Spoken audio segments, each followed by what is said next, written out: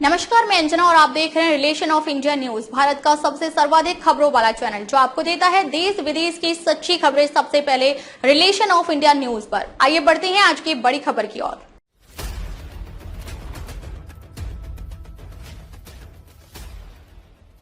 नमस्कार, मैं हूं खुशबू और आप देख रहे हैं relation of India news. Delhi के मादीपुर विधानसभा क्षेत्र से एक पुण्य अवसर की शुरुआत हुई है, जहां पांडव कालीन मादीपुर गांव में श्रीमद् भागवत अमर कथा का आयोजन किया जा रहा है। ग्राम वासियों और भगवत प्रेमियों के सहयोग से आयोजित यह कथा 4 मई से 11 मई तक मादीपुर गांव की पक्की चौपाल में प्रतिदिन दोपहर 2 बजे से शाम 5 बजे तक होगी। कथा की शुरुआत सैकड़ों महिला भक्तों द्वारा निकाली गई भव्य कलश यात्रा से हुई, जिसने पूरे गांव को भक्ति रस में डुबो दिया। यात्रा के दौरान जगह जगह श्रद्धालु भक्तों ने स्वागत किया और महाराज श्री से आशीर्वाद प्राप्त किया। व्यासपीठ से कथा वाचन कर रहे वृंदावन से पधारे आचार्य हरिकांत दीक्षित जी महाराज, जो अपनी संगीतमय शैली में श्रीमद् भागवत की अमर कथा का रसपान करा रहे हैं। कथा के प्रथम दिन आचार्य जी ने बताया कि भागवत कथा केवल धार्मिक अनुष्ठान नहीं बल्कि आत्म कल्याण का मार्ग है। उन्होंने राजा परीक्षित के प्रसंग का उल्लेख करते हुए कहा कि भागवत कथा सुनने से मृत्यु का भय दूर होता है और जीव अभय को प्राप्त होता है। भगवान की लीलाओं का वर्णन करते हुए उन्होंने बताया कि गोलोक धाम में भगवान का निवास और वहां तक पहुंचने का मार्ग केवल भक्ति और सत्संग से ही संभव है।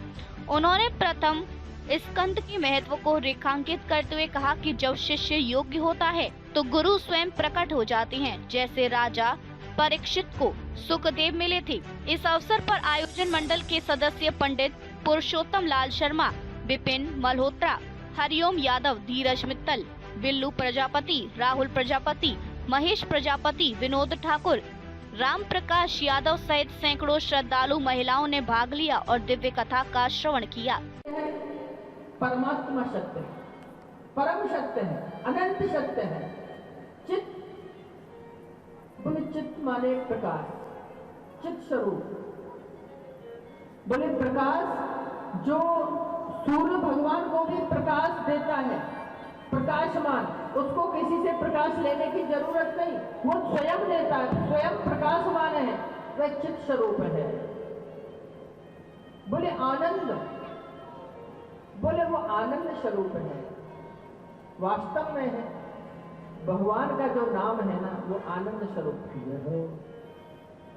आप ध्यान में बैठ जाओ, परमात्मा का चिंतन करो, 40-45 मिनट बाद जो आनंद आपको आएगा, 45 मिनट के बाद जो आनंद आएगा, ध्यान में बैठ जाओ। वो आप आनंद नहीं किसी को बता सकते, कोई बता ही नहीं सकता कितना आनंद है, और वह बढ़ता है। उस आनंद को आप बांट नहीं सकते। परमात्मा आनंदमय है, उनका नाम में आनंद है।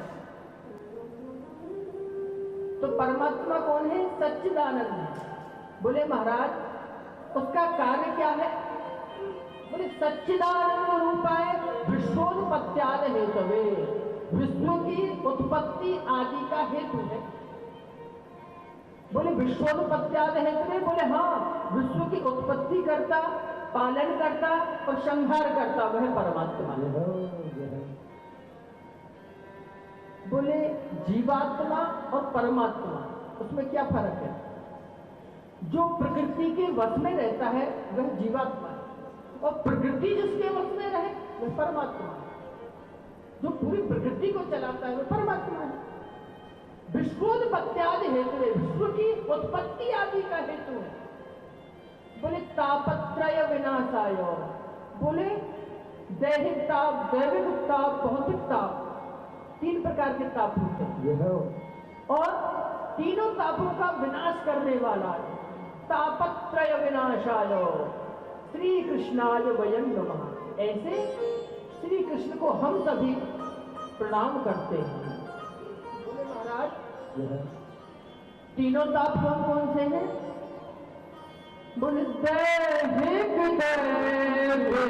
भौतिक ताप, दैहिक भौतिक ताप, राम राज का बोले